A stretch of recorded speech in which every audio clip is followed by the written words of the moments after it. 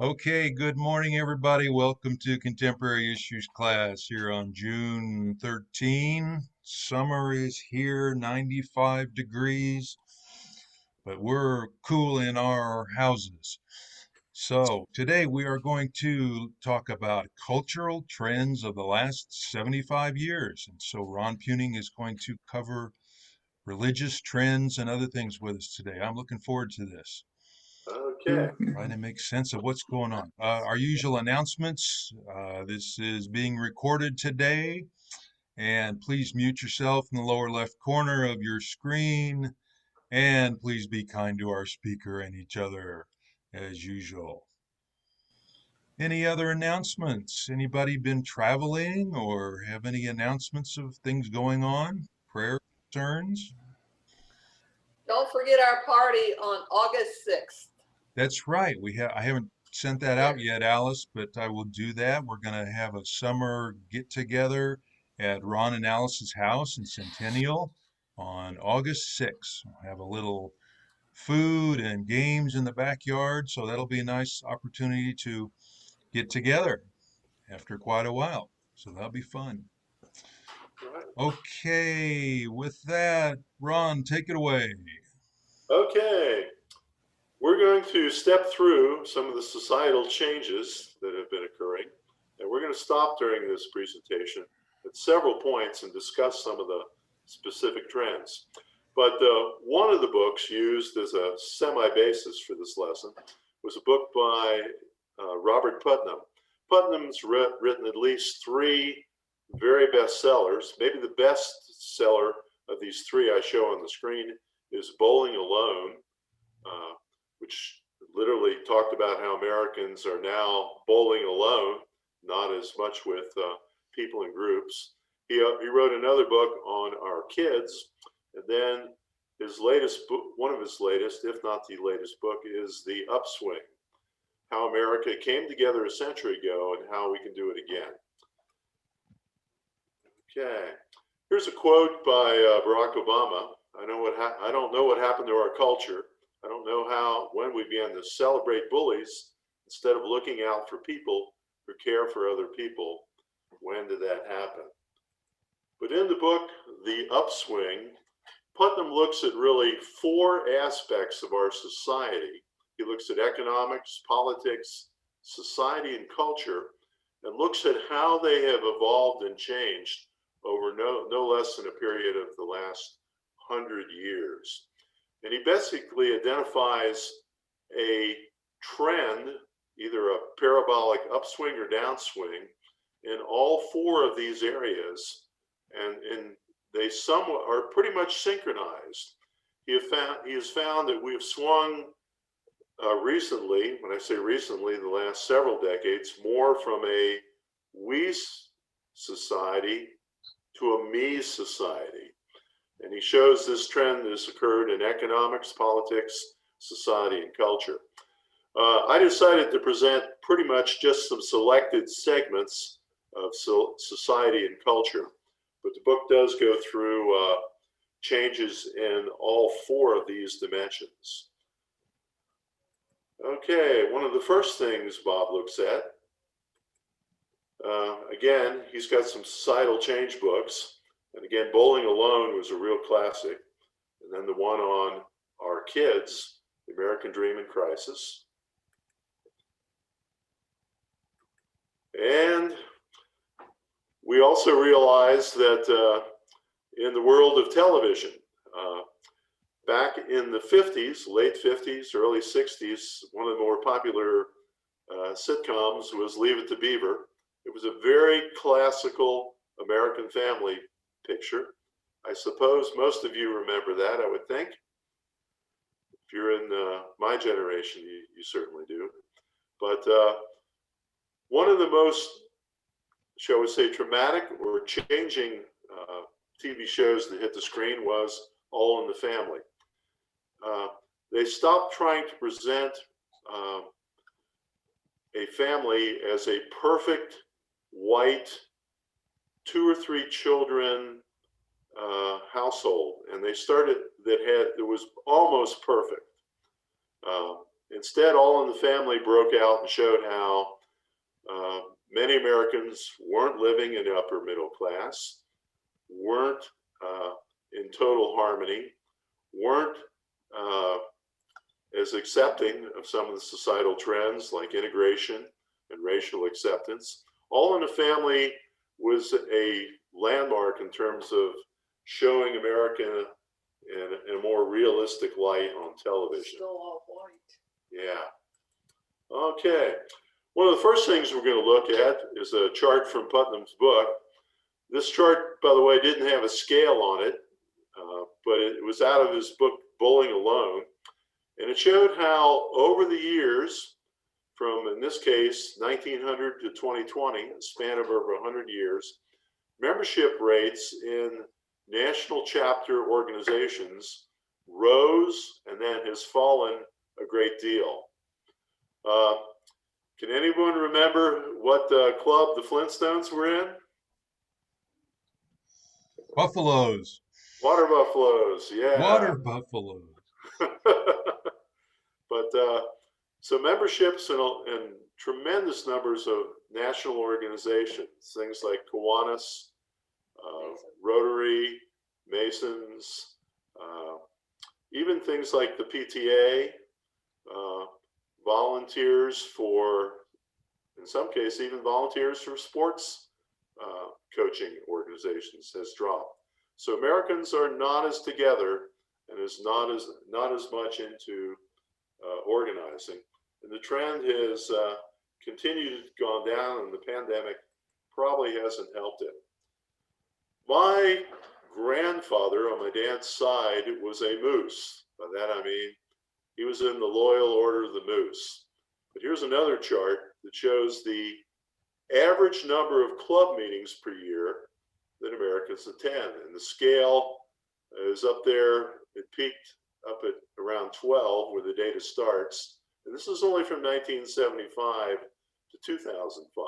And you can see how club meeting attendance dropped from 12 to 4. And then, hopefully this wasn't a scene shot in church this morning,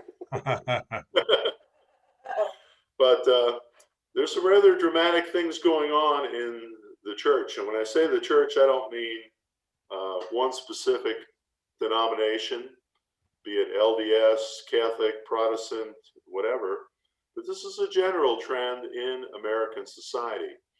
And if we look at the data, it's dropped off rather precipitously.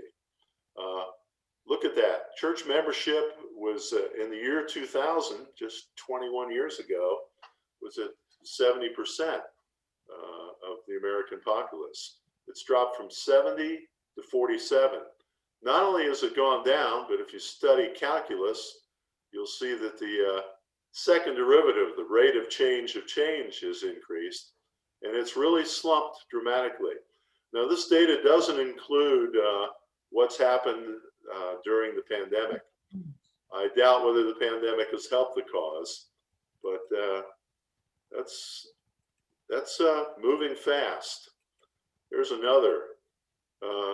Church membership basically peaked in the early 60s, and look at the rate that curve is dropping. So I want to stop at this point and take some input from all of you in terms of what do you see in terms of membership in organizations, political parties, churches. It's definitely dropping. And what are your thoughts in terms of maybe why? What do you see as some of the key factors driving that? This is Terry Twilliger, and one of the key factors. Our kids are involved in a lot of organized sports. They're very heavy in organized sports because when I taught Sunday school, I said to them, how come you don't come to Sunday school at 9:30? And he said, well, sports are activities. Our kids are tired and they can't get up at 9 o'clock.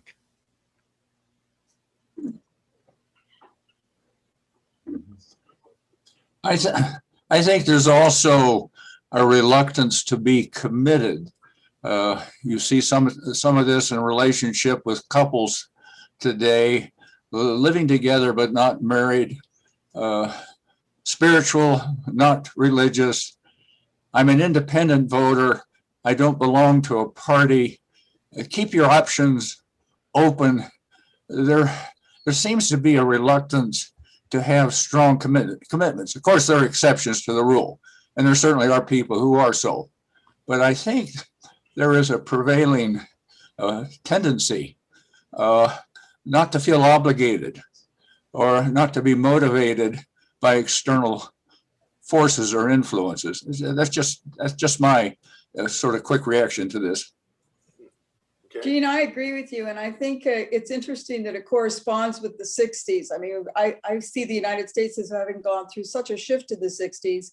And it seems like people were less likely to be amenable to a prescriptive approach to life or membership or family or any of the societal norms that we had subscribed to prior to that. I can relate back to the 60s. What hurt the national organization that I was a part of, television came along. One of the things that struck me in those graphs was that it seems to correlate with more situations where both families are working. And if both people in the family are working, they have less time for other kinds of things.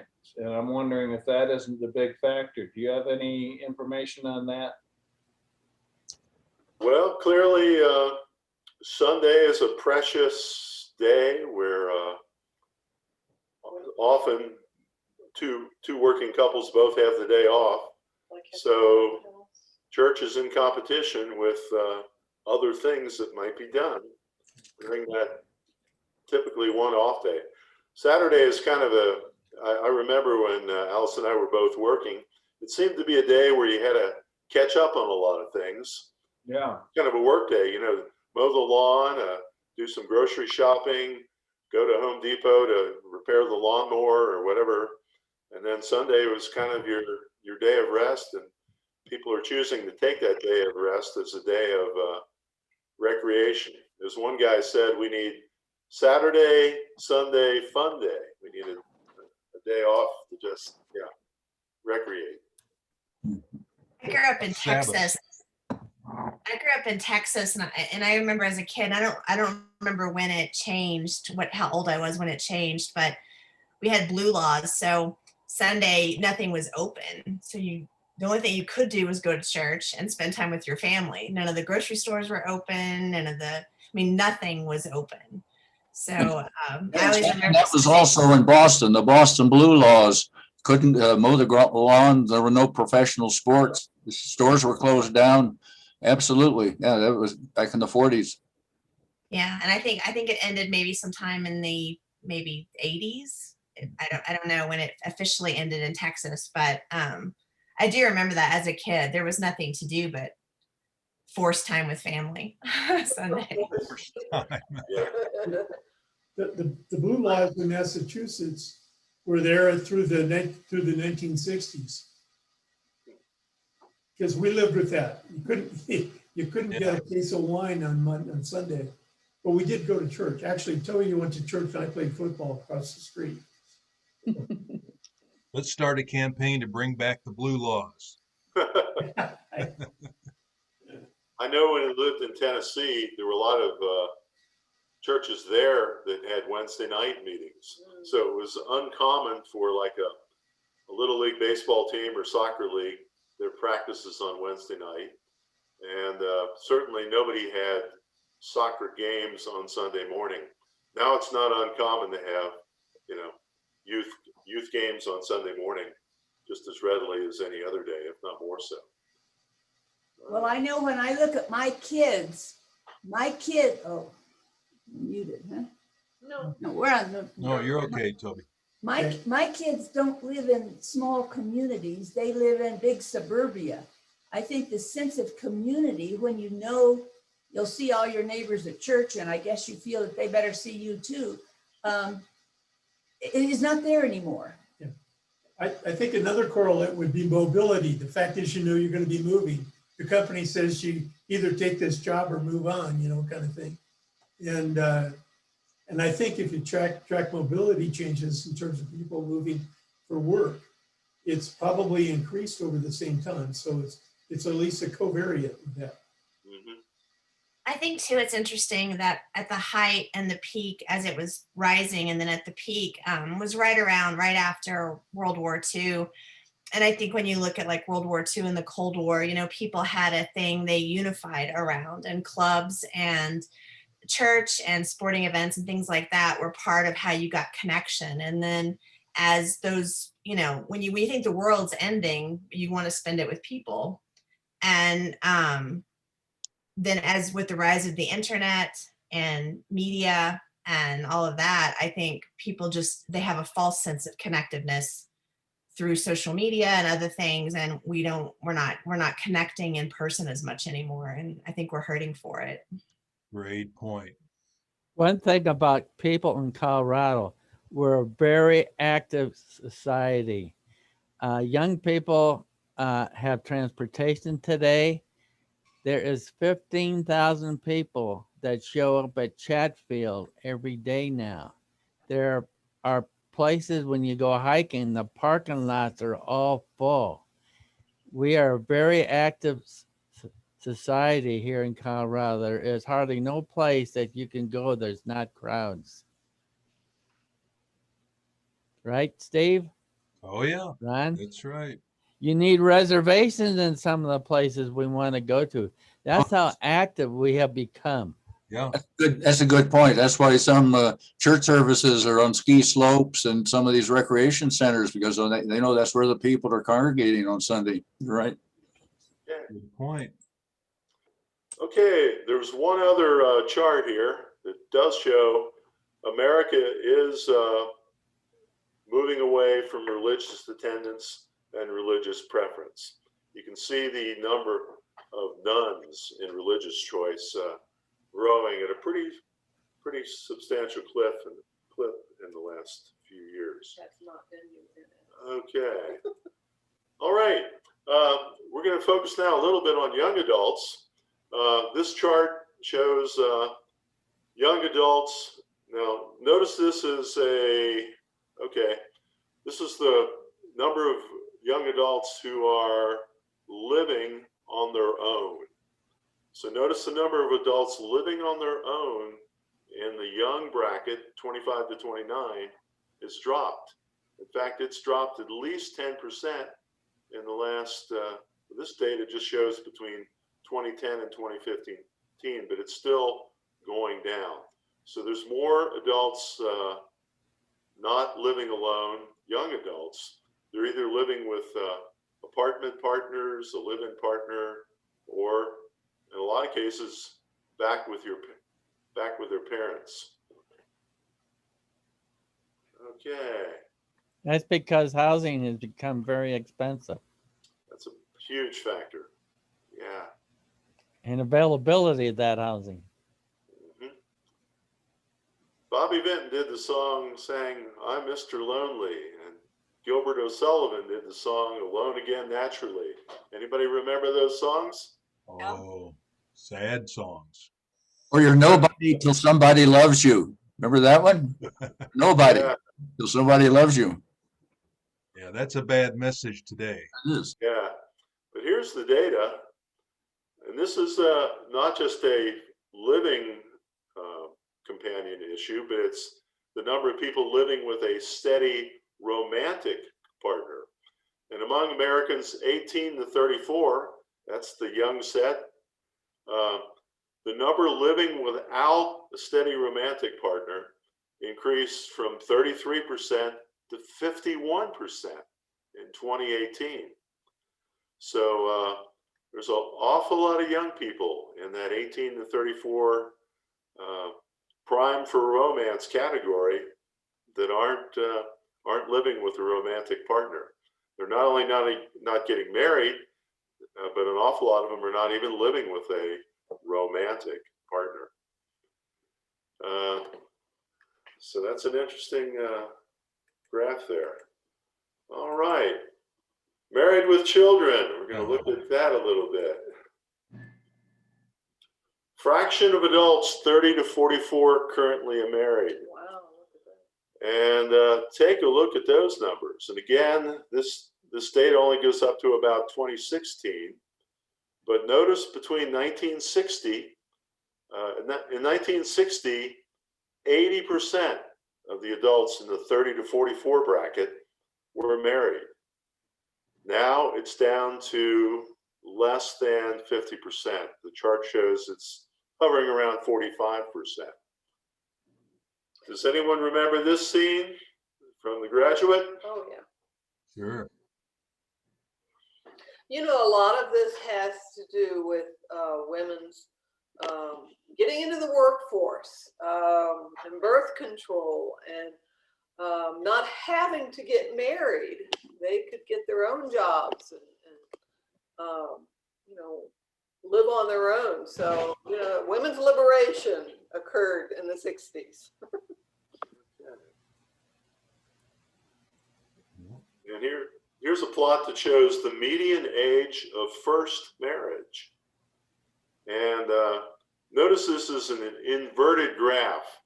Increasing is lower in age. And what we're seeing now is for ladies, age of first marriage, the median is 28, and for guys, it's almost 30. I remember even 20 years ago listening to a lecture at Lockheed Martin, and the lecturer said, how many people in here are between the age of 20 and 30? And how many are married? And it was a strong majority that were not married. And that was in a, quote, professional environment where people were, you know, more educated in a college group. So people are not rushing to the altar. And this data is pretty striking. If you meet a person in their 20s, the odds are better than average that they're not married.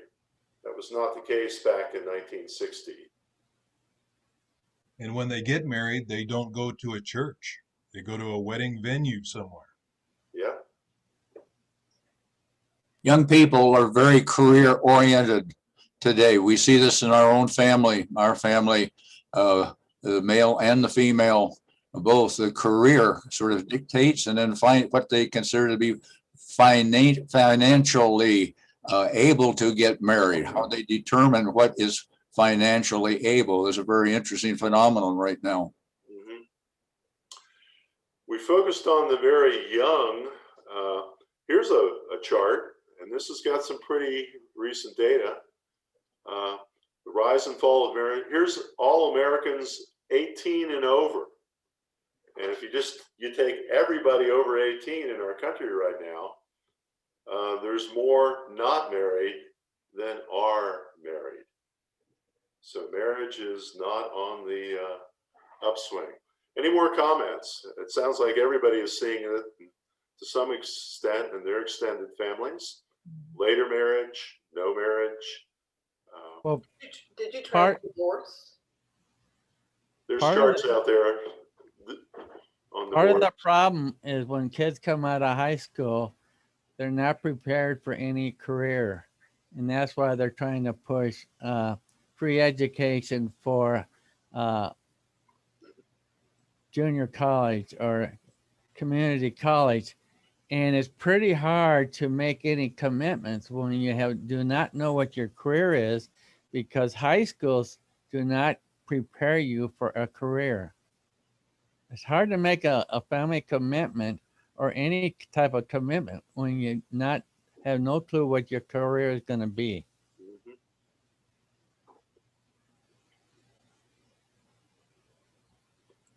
Okay, we did a lesson a couple years ago on the book Angry White Man, and we're particularly seeing among younger males a difficulty getting engaged in society. Not only getting engaged in society, but getting engaged. Young men are finding it hard to find, shall we say, a career path, steady employment, collegiate endeavors, and certainly romance and commitment to a partner is down. Okay, we're going to break for about 1 minute to listen to an excerpt from a song. This song is is titled "Kids of the Baby Boom," and we're going to listen to about a minute of it. So let me see if I can get the lady here to play it. Alexa, play "Kids of the Baby Boom" by the Bellamy Brothers. Here's Kids of the Baby Boom by the Bellamy Brothers on Amazon Music.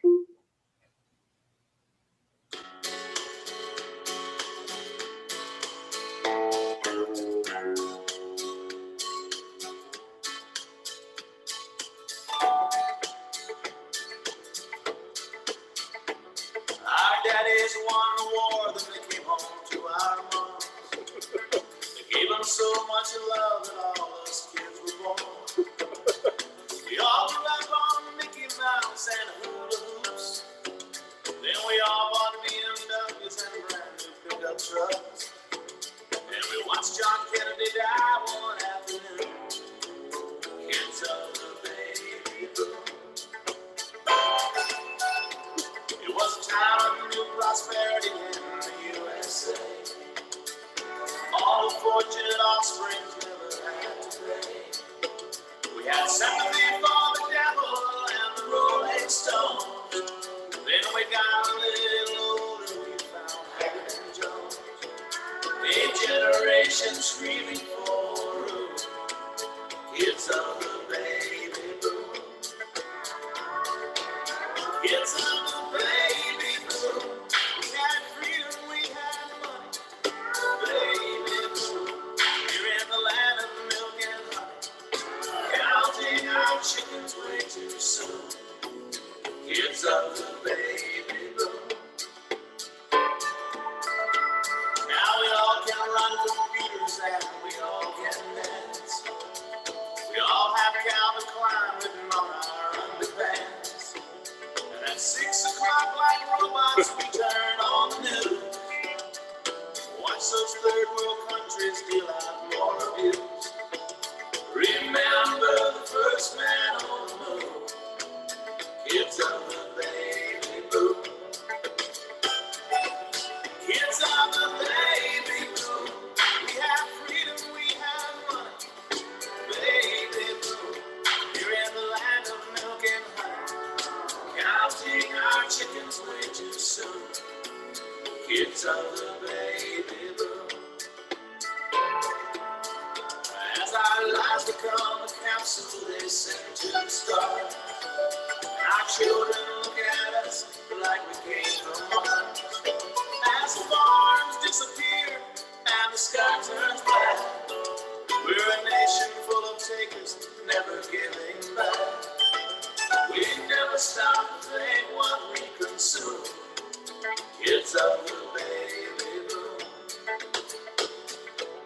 Kids of the baby boom. Let's stop. Well, hopefully I blew your ears out with that one. Hopefully you could hear it. Yes, definitely. It was good, Ron. Pretty funny. Mention the farms too, how small farms have gone away. Yeah. The trend. Yeah. Well, I thought the statement about takers not giving back, really. What's interesting about the pandemic, with a lot of people working at home, birth rates are down. That must mean they're not getting along as well. It's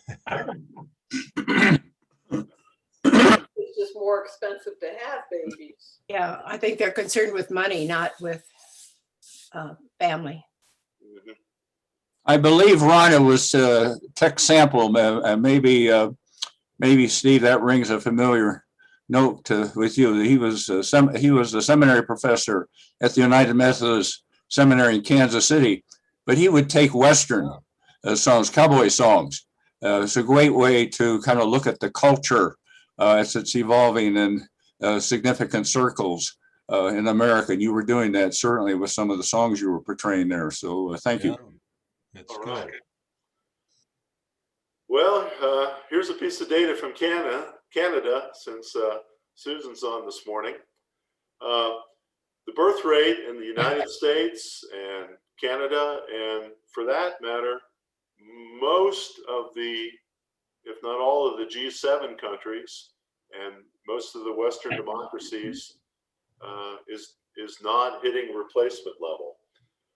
Canada is more than a half a kid short for, I think, a balanced, for a steady state population without immigration, you need 2.1 as the birth rate per female, and it's down about 1.5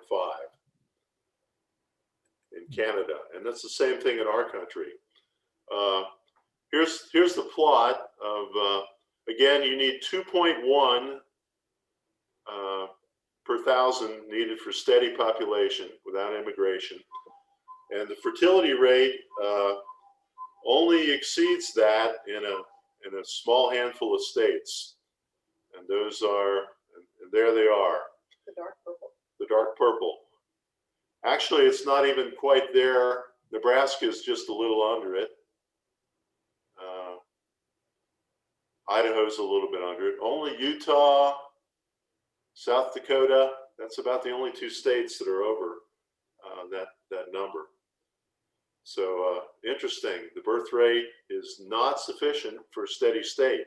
That means if you have a national plan to hold your population or to level it sometime in the future, several decades, and certainly if you want to allow an increase in population, you need to fill that hole with immigration if you don't up the internal birth rate. We can't help them with that. We're all too old. Am I correct in looking at those and saying all the states that are at replacement are Republican? Yeah, that's true. Yeah. Of course, they're mostly rural, mostly rural. Yep. Rural. But worldwide, Ron, the population keeps climbing. Is that correct? That is correct. And there's some great, interesting data out there showing the population of nations.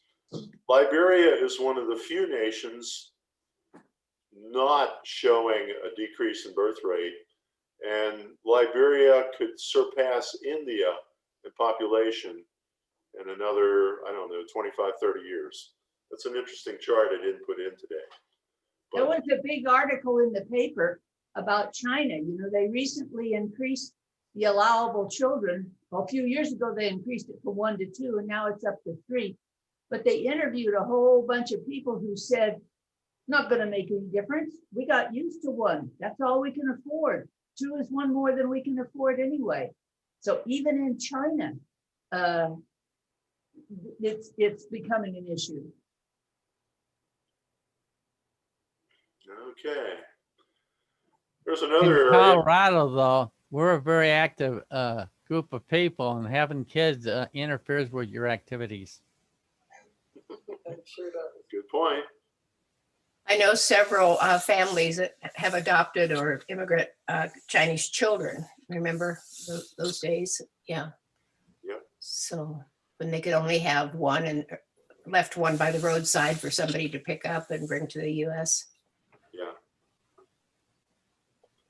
Okay. Here's a Ron, chart. do you have any figures of population by religious faith of births? I don't have any in the presentation this morning, but they're out there, and they do vary. They do vary by religious faith. Yeah. And they certainly vary a lot by rural versus urban versus city dweller. Okay, here's a chart on education.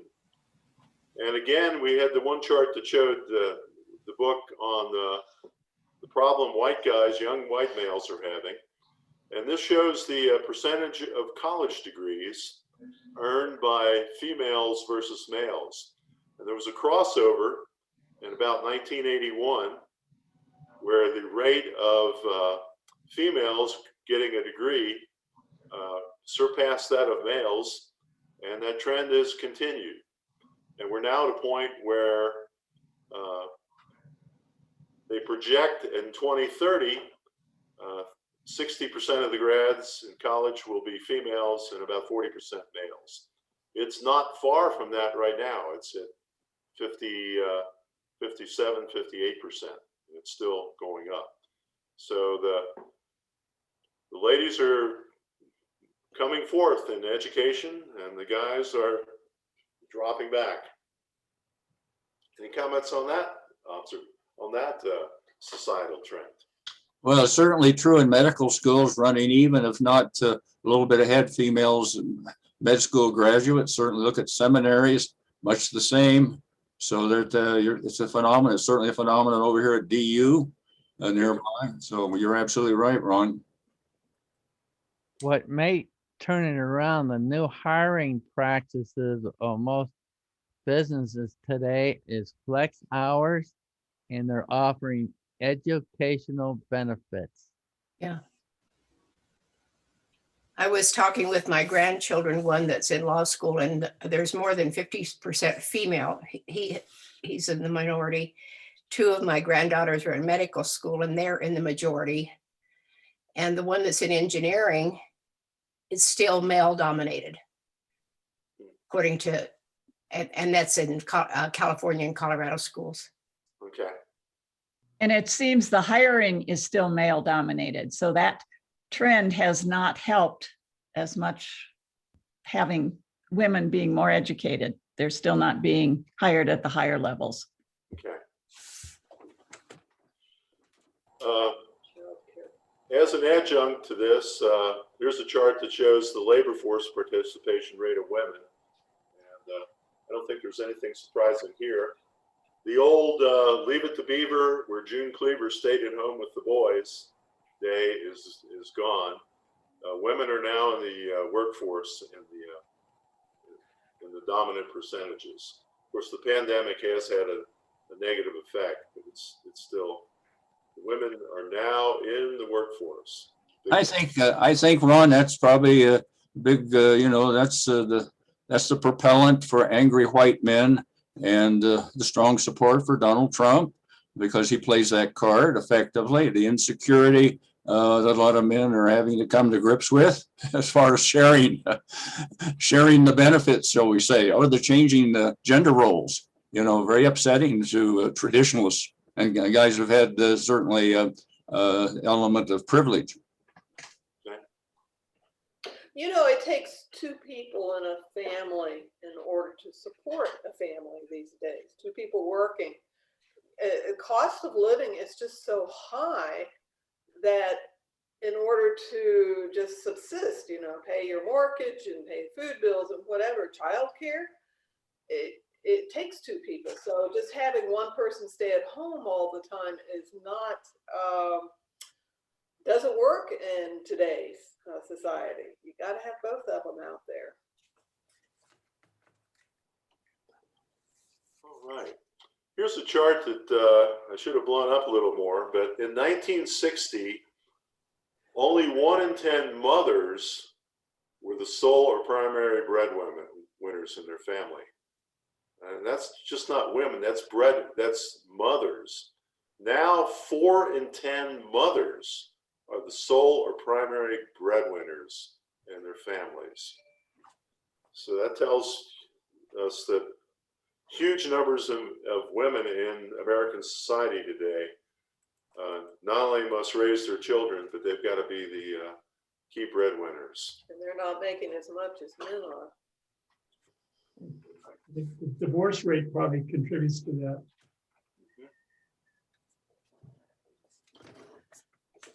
I'm going to jump ahead before I do opioids. I want to look at the non-marital birth rates, by the way, by ethnicity, race, and ethnicity.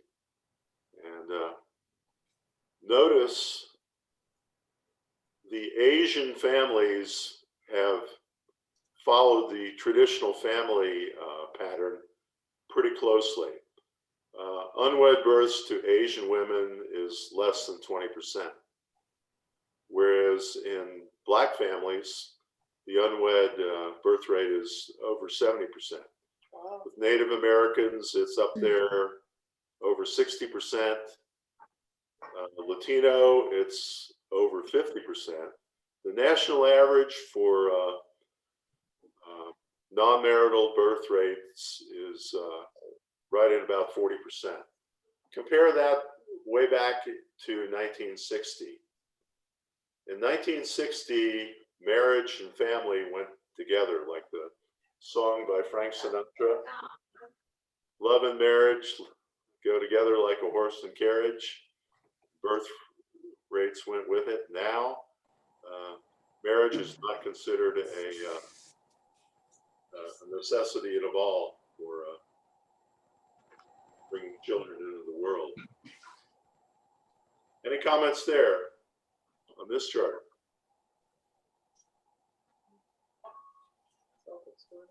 Yeah, okay. We have to also mention, as a very negative thing that's happened in our society, is the opioid deaths. And look at this data. Deaths per 100,000 in the population. And that number is up over 15 or 16. And the curve has not gone down in the last 10 years. You can see it's gotten worse. So I haven't seen the latest impact numbers from the pandemic, but the pandemic has not stopped the opioid crisis. It's still a really bad thing. In fact, if we look at the, here's a list of the 10 worst states for opioid deaths. And the darker red is states that are having the bigger problems. And the ones that stand out in a negative way are West Virginia, New Hampshire, Kentucky, and Ohio. So the Midwest in particular, and the Appalachian sector of these states has been a, quote, disaster area. Any comments there? Ron, do you have any late data on methamphetamine? I know certainly in the Midwest, Iowa, and some of the breadbasket areas of our country has been impacted on that, certainly with Western Colorado. Meth. Yeah, it's, I don't have the Colorado data in the presentation this morning. I do know, I have a lot of family in Claremont County, Ohio. That's one county to the east of Cincinnati. And I think it's either number 1 or number 2 in terms of opioid deaths, which is a bit surprising because it's, you think, oh, it's a, people think it's Blacks and Latinos that have worst abused the opioids, but that's not the case. Claremont County is predominantly heavily white, has very little Black or Latino population in it. I'm surprised to see the numbers so high in New England. Mm-hmm.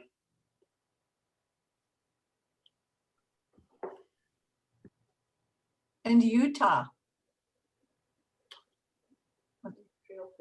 Yeah. Yeah, that's Well, I guess to be very forthright, we had a son who was addicted to heroin, and he has recovered. He's a recovering addict and has done well, but you know, it hits all members of society. You know, it's and Ron has a cousin whose son died of opioid addiction. So, you know, this is hard stuff. okay. Putting up another piece of bad data, teen birth rates. And of course, you don't want a high teen birth rate. And look at this data. The teen birth rate is way up. You can almost draw a line across the state. Yeah. Look at that southern state problem. Wow.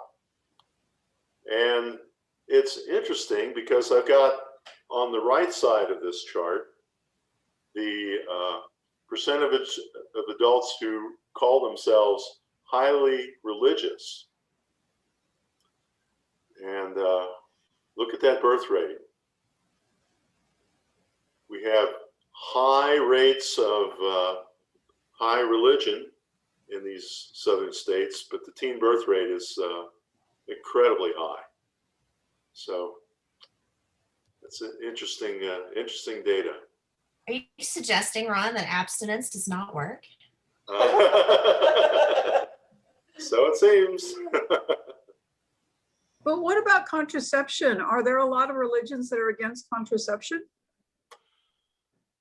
Good question. I know the official position of the Catholic Church is against contraceptives, although the vast majority of the Catholic adherents do practice birth control. I'm trying to think of what the LDS position is on birth control. I don't think they have many restrictions there. Everybody I knew that was Mormon was using birth control. I think it's more legislative, secular. I think, you know, it's getting rid of Planned Parenthoods and ways for low-income families to obtain either, you know, medical care for, especially for female gynecological care, to obtain birth control, access to birth control, and what schools are allowed to teach or not teach with regards to birth. I mean, the state, I feel like the state legislates, and a lot of those states, especially Texas, I can speak to. Texas legislates a lot of that. Okay. And it still is. It's in the news just lately. I know my favorite quote, Greg Abbott, as they passed the heartbeat law, talking about the mask mandate and how we can't tell people how to control their bodies. Whoa. Right. Wow. The irony there is pretty.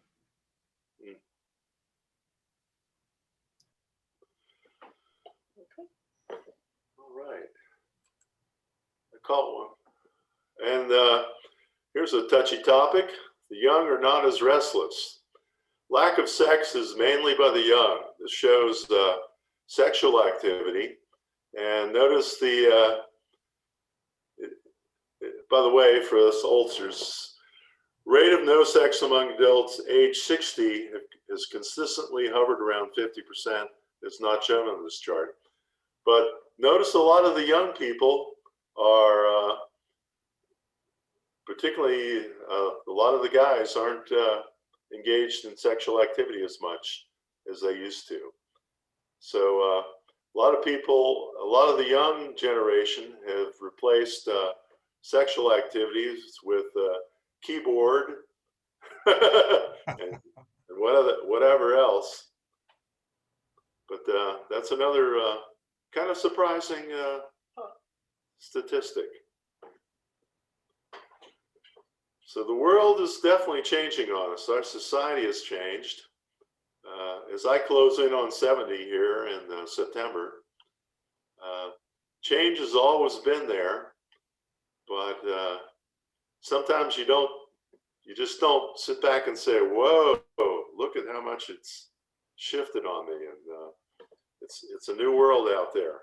In some of the Asian countries, Japan and Korea, the almost addictive aspects of the internet has replaced actual live relationships.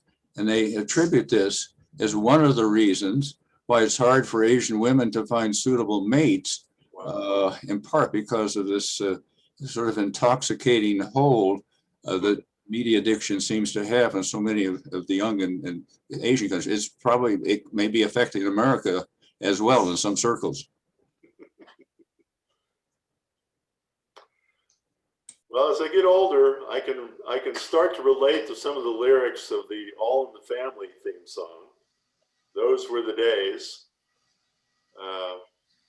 It, of course, had some incredibly conservative and even out of date words in it, but it it it's got a bit of truth in it too. Those were the days. The music. How many here have if you're like me, I'm stuck in the 60s and 70s. I never have adapted to the hip and the rock and or not the rock, but the hip hop of the 2000s, 2100s. How many here are stuck with me back several decades ago? Well, they don't have melody anymore. They have syncopated words. Yeah, you can't sing some of these songs in the shower that the kids are rapping to. With all respect to rap music, it doesn't really move me. Not hard, not easy to dance to, at least for us. So why was Hamilton so popular? Good point. Ron, it's interesting line in that song, the All in the Family song, didn't need no welfare state. Everybody pulled his weight. Like welfare, helping the poor is bad. We should all pull our own weight and uh, do all of our own things. And that's a common way to look back at the old days and individualism in America. Yeah. And yet, that's what Trump kind of ran on, of course, was let's look to the old days and let's pull our own weight. But one of the things that's happening today is the population growth is shifting from rural America to suburbia America, and our younger generation are finding newer, different activities as they move from the rural areas to the suburban areas.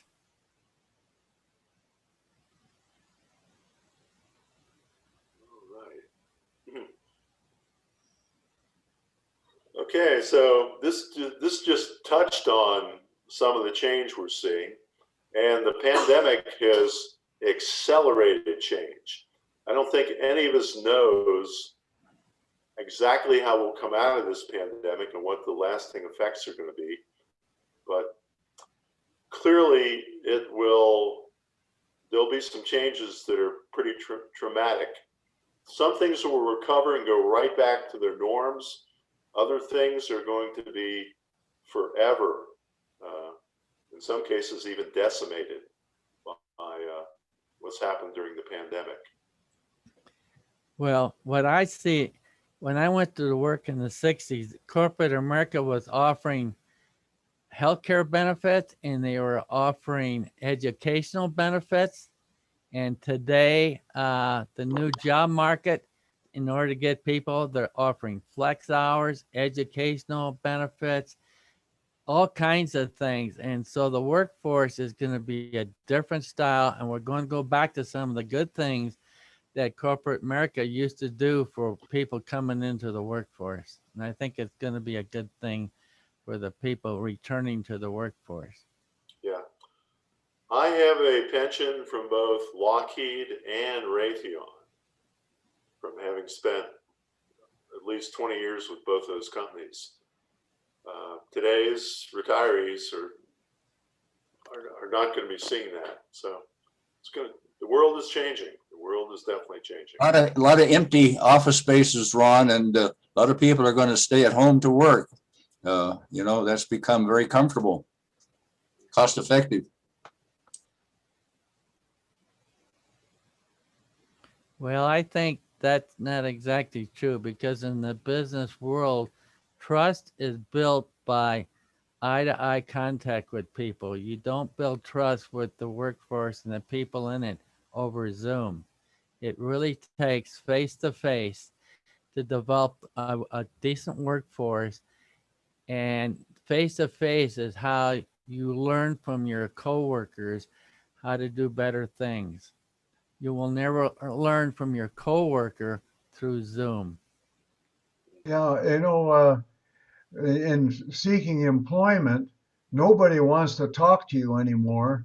They want you to submit online an application. Well, you can't,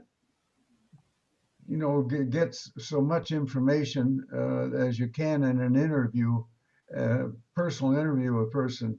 You see so much about their personality and what makes them tick. You don't get that uh, in an online application, but nobody wants to talk to you. Well, there's a lot of headhunters out there, and they're capable of finding out everything about you.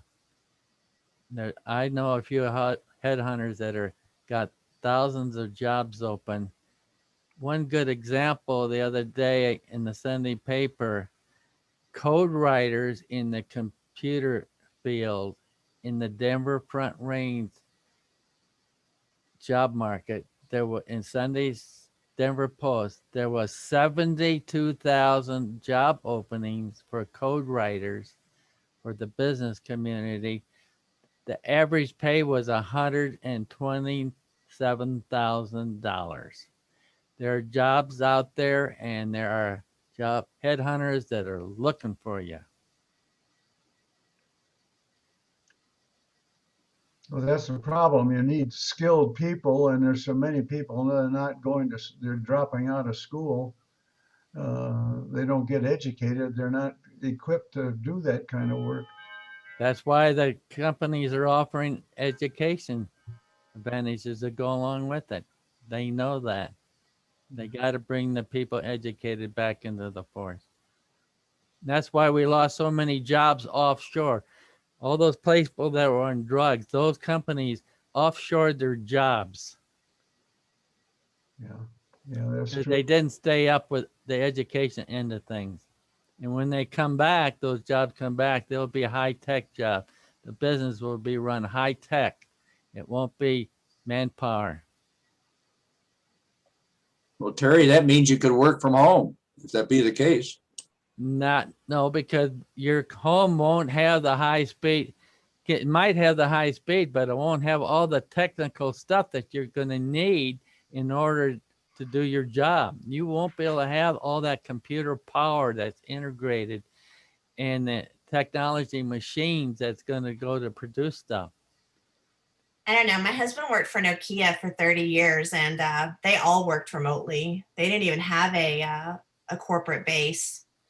So, I mean, I think what the pandemic showed is that there are industries where you can have flex hours. And I think that we're going to have to offer families. I read a really good book by Matthew Iglesias called 1 Billion Americans, and it's about how we need more people. But people aren't going to have kids if you can't afford daycare. You can't have just one person working. It has to be a 2-parent household. And so flex hours are a way around that. Jerry spent a lot of years when the girls were little working from home and being able to be there, while I had to work full time in the office. So I think you are seeing that there are certain industries, I think, where telecommuting and flex hours are really workable solutions for families that are struggling. We're going to have to offer something more because you're not paying people enough to keep up with the marketplace. So you're going to have to, those benefits have to come from somewhere else. Either you can work from home so that you don't have to put your kids in daycare, which saves you money, or companies are going to have to be more creative to draw people. And especially as jobs are more and more specialized, and you can't afford college because it's ridiculous. But if you're manufacturing something, that requires people to be there. It's all right for the technical side, the support side for business. But if you're producing goods, you got to be there. We need to wrap up here pretty soon.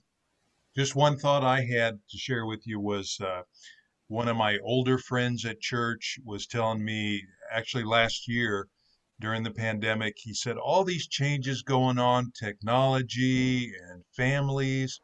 He said, I actually feel like I've lived too long, that my way of life is just gone and the world is changing in so many ways. And it was the same for so many decades when I was young. It just seems like a whole new world with technology and all the changes. And I thought that was an interesting comment. Some of us are not so ready for an accepting of change. And have you ever heard anybody say that? Oh, you're Jim, right go on. ahead. You're right on, Steve. I'm Jim, there. thank you, Gene. Jim, go ahead. I've just said I'm there. You're there with that. Yeah. Seems like the last 5 years or so with Yeah. the race issues and everything, the technological issues and family. Yep, it's been a What lot. concerns me is the destruction of the family unit. Yeah, Uh, uh, I had a posting just on the 11th because 100 years ago my parents got married, you know, and started our family, and we had a good family. I had good parents, but so many people are, you know, just living together, having children, and then they have a little trouble, so they break up, and you know what happens to the children. You know, that's why we have so much um, dope, child delinquency, all kinds of problems. Uh, in my day, you know, you got to know the person before you married them, you know. And not only them, but their family, because you marry not only the person, you marry the family too, which is important to the raising of the children. Um, Education is important to so many things. And That's, I'll have them, you point. know, that's why we need to work with these backlash factors that Ron has pointed out. He did a marvelous job. Thank you so much, Ron. The Southern Baptist Convention is meeting this week, and the big push to get rid of the liberals is to take back the ship for those very reasons, Jim, that you're pointing out. I mean, we have to understand the dynamics coming from from the backlash sections in our society. So you're absolutely right. And on the upside, over the next 3 decades, they say they might be able to extend life up to 50 years. So you got something to look forward to. Well, there's still that feeling of let's go back to the old days, make America great again. It still has a great appeal, obviously. you Well, we know, better, well, in societies, you see the ebb and flow. Uh, Things will get so bad that they'll go back the other way. That happened in England some time ago. yes, The reason we went downhill, our society, when reason we offshored our jobs is the current workforce wasn't willing to update their education to the new ways of producing your product. You have to redesign your product about every 3 years to be competitive. And if you don't have the workforce that's not willing to change their education in the way in which they were manufacturing something, the job gets offshored. And that's what's happened. Those jobs will come back, but the workforce that requires to do those work will be 10 times more educated and skilled than the current workforce that used to produce those products. Carrie, they'll have to be educated by the companies because it costs too much for universities. They'll have to be on-site education. Well, one of the problems is our conservative state. There is thousands of tool and die makers needed in the state of Indiana, and these small companies can't afford to teach it. And they've asked the state of Indiana to go back teaching how to be a tool and die maker, and the state refused to fund those programs. And there are thousands of those jobs, and these companies only hire. They're small companies up to less than 25 people, and you can't expect those companies. And the states have got to step in and start educating what's required to bring your businesses back. You can't expect a company under 25 people to come up with a unified way of getting back to where we need to be. How can we bring the cost of university and graduate school down then? Pay a there's a couple good more discussion. pennies pay a couple more pennies in your taxes. We need to wrap up, everybody. All good questions. Nothing's free. There's no free discussion. lunches in this world. There's no free lunch. Okay. Ron, thank you for another good discussion presentation. Thank you, Ron. Very relevant for Ron. today. Thank you, Steve. Thanks, everybody. Thank Thanks for you. joining us. Have a good week. You too. We'll see you next week. Bye.